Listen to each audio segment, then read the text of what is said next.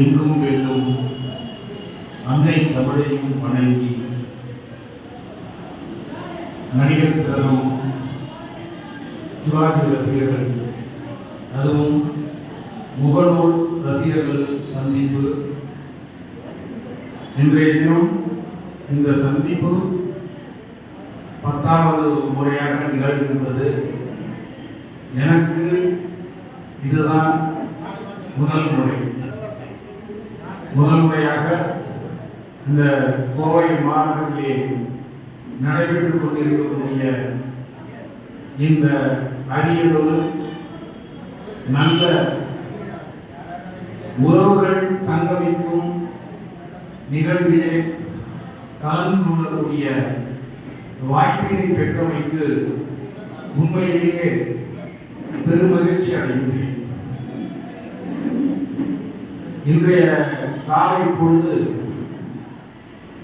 1000 கரங்கள் நீட்டி என்ற இறைவாழ்த்து பாடலோடு இனிதே தொடங்கப்பெற்றது.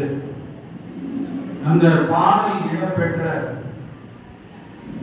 கர்ணன் திரைப்படத்திலே மற்றொரு பாடலும் இடம்பெற்றிருக்கிறது. உள்ளத்திலே நல்ல உள்ளம் உறங்காது என்பது. அதுபோல இங்கே குழுமி இருக்கக்கூடிய அன்பு ரசிகர் பெருமக்கள் அனைவரினுடைய உள்ளங்கள் நல்ல உள்ளங்கள், அவை என்றென்றும் உறங்குவது கிடையாது.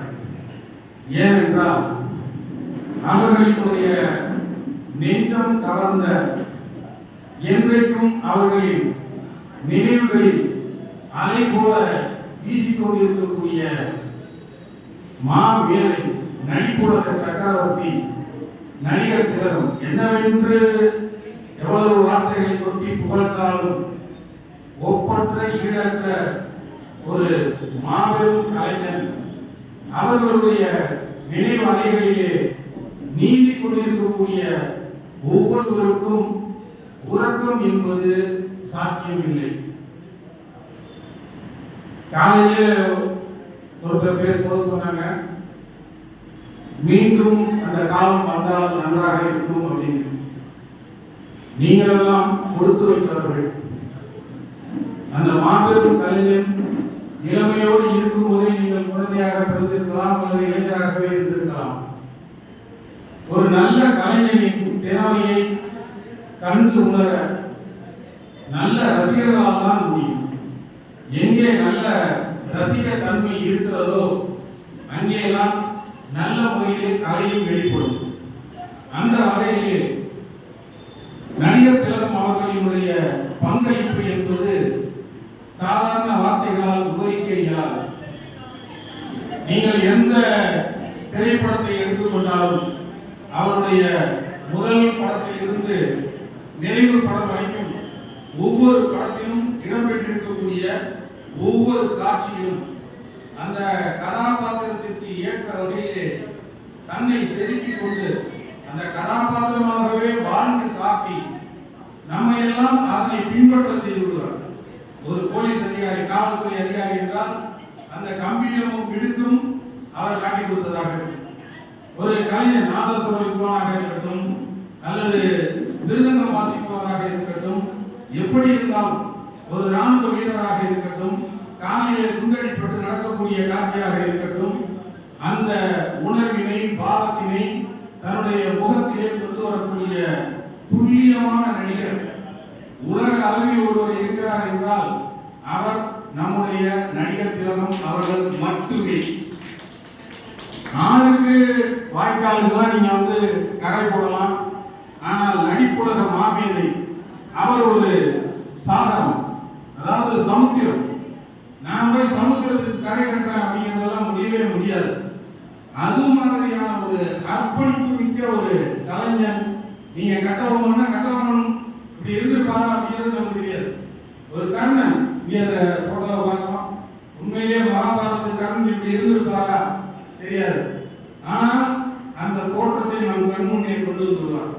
கப்பலுடைய தமிழன் அந்த மெழுக்கான வழக்கறிஞராக வாதாடுவதாக கப்பலை வாங்கி கொண்டு வரும்போது அவர் காட்டக்கூடிய பெருமிதமாகட்டும், வயதான கலந்த காலத்திலே தமிழ் நூல்கள் பலவற்றை படைக்கின்ற காலத்திலாகட்டும், அவருடைய நடிப்பை யாராலும் எடை போட்டு சொல்ல முடியாது. அதே போல திருவிளையாடல், திருவருட்செல்வர், இது மாதிரியான படங்களில் எல்லாம் சிவபெருமான் என்றால் அது சிவாஜி கணேசன், அந்த அர்ப்பணிப்பு. அப்பர் பெருமான் என்றால் அது நடிகர் திலகம் தான். அது மாதிரியான தோற்ற பொழிவு, வசன உச்சரிப்பு இன்றைக்கு வரைக்கும் அவர் போல யாரும் இல்லை. இனிமேல் யாராவது பிறந்து வரப் போகிறார்களா என்றால் அதுவும் இல்லை. ஒரே ஒருவர், அவர் நம்முடைய நடிகர் திலகம் மட்டும்தான். மதிப்பிற்குரிய நடிகர் திலகம் அவர்கள் பண்பாட்டு சிகரம்.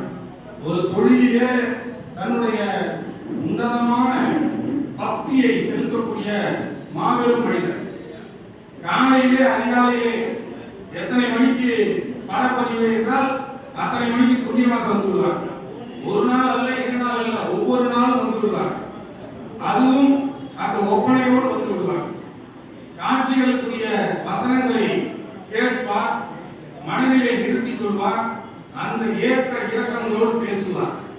ஒவ்வொருவரும் வாழ்க்கையிலே கடைபிடிக்க வேண்டிய உன்னதமான விஷயம் அது. தொழிலிலே நேர்த்தி இருக்கின்ற எவரும் தோற்று போனதாக இல்லை. முதல் மரியாதை படத்தை பற்றி கூட சொல்லுவார்கள். இயக்குனர் அவர்கள் இப்படி திரும்பிப்பார், அப்படி திரும்பிப்பார், அதைத்தான் அவர்கள் செய்தார்கள் அப்படின்னு சொல்லுவாங்க. ஆனா அதுல எனக்கு நம்பிக்கை இல்லை. ஒரு நடிப்பு கலையிலே தேர்ச்சி பெற்ற ஒருவரால் தான் திரும்பி பார்ப்பதிலே கூட ஒரு மிடுக்கையும் ஒரு பெருமிதத்தையும் ஒரு பெருமையையும் காட்ட முடியுமே தவிர, அந்த கட்டிலே படுத்து கிடக்கின்ற காட்சியிலே கதாநாயகியின் காலடி தரையிலே படுகின்ற காட்சியிலே அவருடைய கண்ணம் முழுவதும் துடிக்கும், கண்களில் இருந்து நீர் கசியும், பார்க்கக்கூடிய எல்லோருடைய மனதையும் ஏதோ ஒன்று அப்படியே பிசைந்து எடுக்கும். இது எல்லா நடிகர்களுக்கும் கிடைக்கக்கூடிய வாய்ப்பு கிடையாது. அது சாகா வரம் பெற்ற ஒரு தனித்துவமான கலைஞருக்கு மட்டும்தான் கிடைக்கும். அந்த வகையில் இங்கே குழுமி இருக்கக்கூடிய ஒவ்வொருவரும் உண்மையிலே மிக சிறந்த ரசிகர்கள், உலகத்தின் ஆகச் சிறந்த ரசிகர்கள் அப்படின்னு சொன்னோம்னா இங்கே கூடி இருக்கக்கூடிய அதுவும் நடிகர் திலகத்தின் ரசிகர்கள் தான். நான் இந்த முகநூல் பக்கத்துல உறுப்பினராக இல்லை. எனது அன்பிற்குரிய ஆசிரியர் அவர்களுடைய அழைப்பின் பேரில் இரண்டாவதாக எனக்கு தனிப்பட்ட முறையில நடிகர் திலகம் அவர்களின் மீது கொண்டிருக்கக்கூடிய அபிமானம், பக்தி, சரியா, எதுவாக இருந்தாலும் அவர்கிட்ட நம்ம கத்துக்கிறோம். அதுல இருந்து சரி இன்னைக்கு நாமும் கோவைக்கு வருவோம் அப்படிங்கிற உத்வேகத்தால தான் வந்தேன்.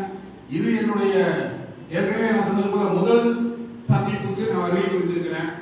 இங்கே பேசியவர்கள் எல்லாருமே அவர்களுடைய உணர்வினை உள்ளதாக வெளிப்படுத்தினாங்க. நடிகர் திலகம் அவர்கள் ஒரு பாட்டில் சொல்லியிருப்பாங்க, நான் கவிஞனும் இல்லை, நல்ல ரசிகனும் இல்லை. அவர் உள்ளபடியே கவிஞன் இல்லையா, ரசிகன் இல்லையா?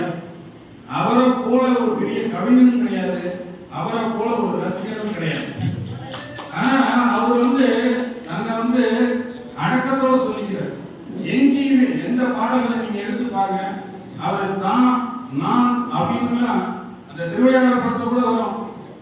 நீங்க நான் என்று ஏன் நினைக்க கூடாது அப்படின்னு வரும். அது மாதிரிதான் அவர் வச்சிருப்பாரு. அவையடக்கத்தோட தான் இருப்பாரு.